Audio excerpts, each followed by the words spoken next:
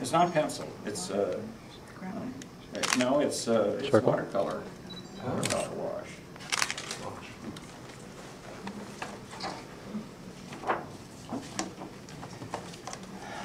When Richard Schickel wrote his biography of Walt, called the Disney version, he made a statement in there that people are always quoting when they're trying to belittle Walt Disney's contributions to this company.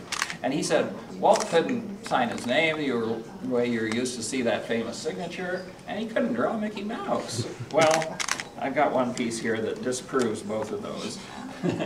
Here's a drawing of Mickey by Walt. And it's not great, but it's a lot better than I could do. And the signature there is very close to what we know as the corporate logo. I think what Schickel really meant to say was that Walt didn't animate Mickey Mouse, which is true. And as I said earlier, he could hire animators that could animate a lot better than he could. But he couldn't do sketching and drawing like this.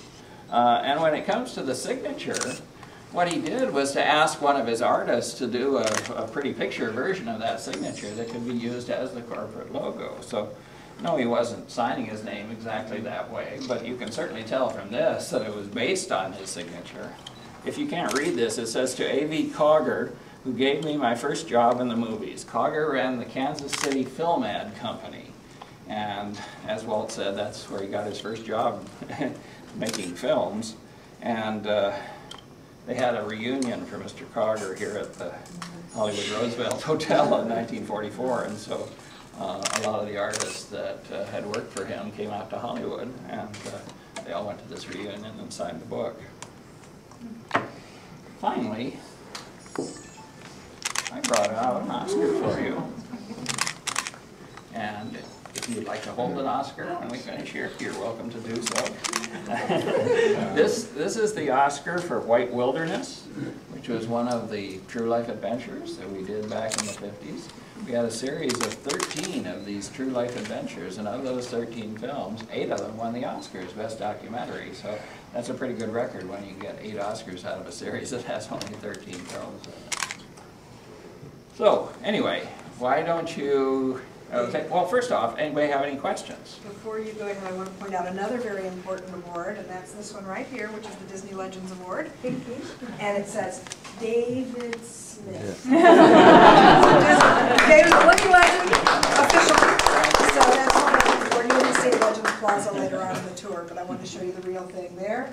And then we had Jimmy McDonald's up there. He was the second voice of Mickey Mouse following Walt. You can put your hand in my handprint. There you go.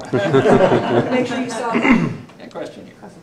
So do you always have people going and looking at antique stores and shows? You know, we and did stuff that in the early eBay? days of the archives when we didn't have anything of the early merchandise, but now we've got such a good collection that we don't. I'll go to the NFFC convention and things like that, and sometimes I'll see something that catches my eye, and I think, oh, this would make a nice addition to the collection. But we're rarely buying anything today.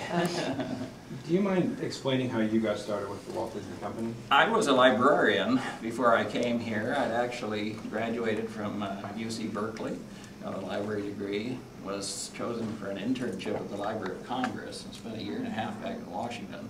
Then came to UCLA and worked as a reference librarian at UCLA for 5 years. And I was there when Walt Disney died, and that sort of got a lot of people thinking about Disney history.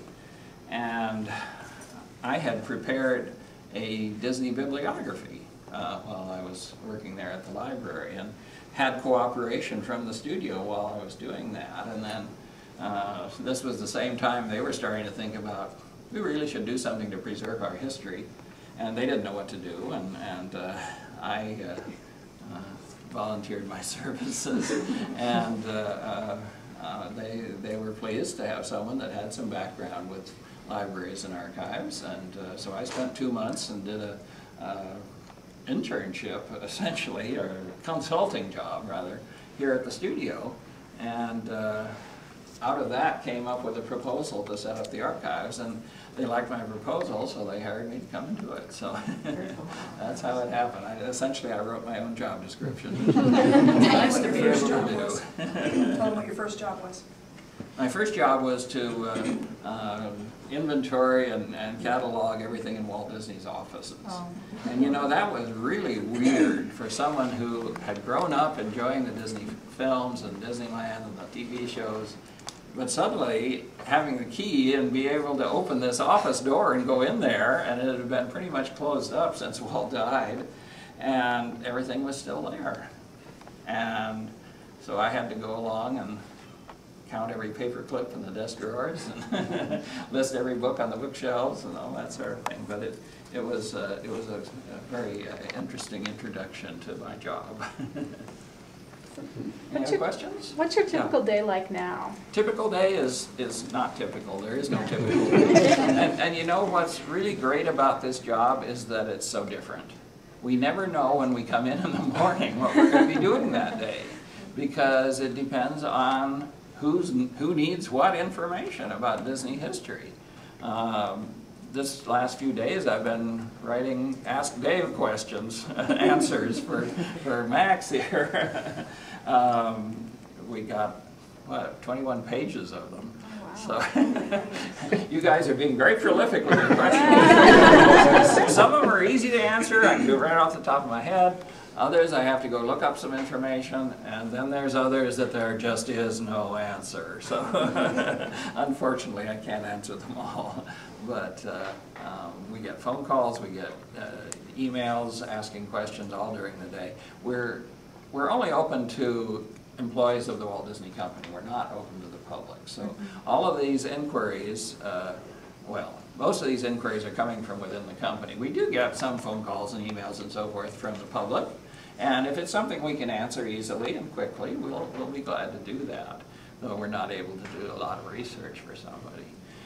We get a lot of people writing us that say, my father played the trumpet in a band that appeared at Disneyland at Christmas time in 1958.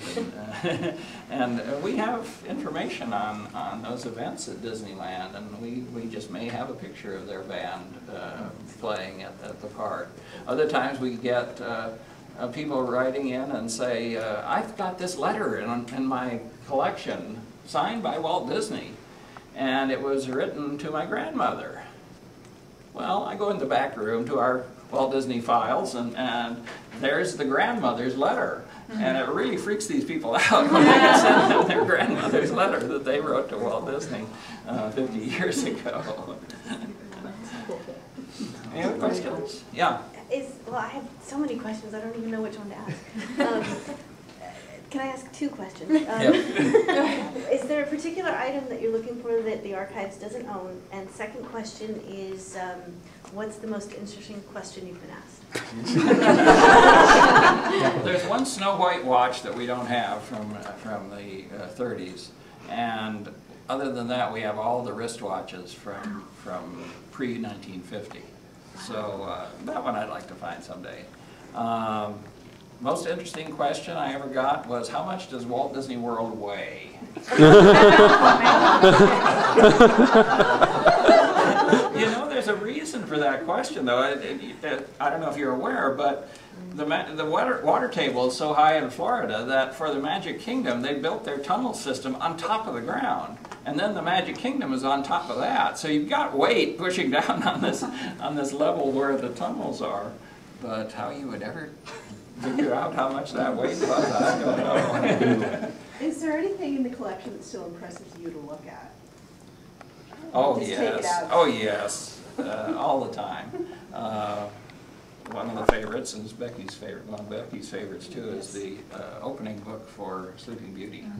That's got all these jewels all over the cover. It's just a beautiful thing. The paintings inside are Island Girl originals, and they're gorgeous. So, you know, we're very careful that it's fragile. We don't get to open it too often. Yeah, the pages are starting to get a bit brittle. So. Where's it located? You're distracting. Yeah, that particular piece. It will be on display at the expo. Oh, wow. I remember you mentioned that's one of the five most important pieces.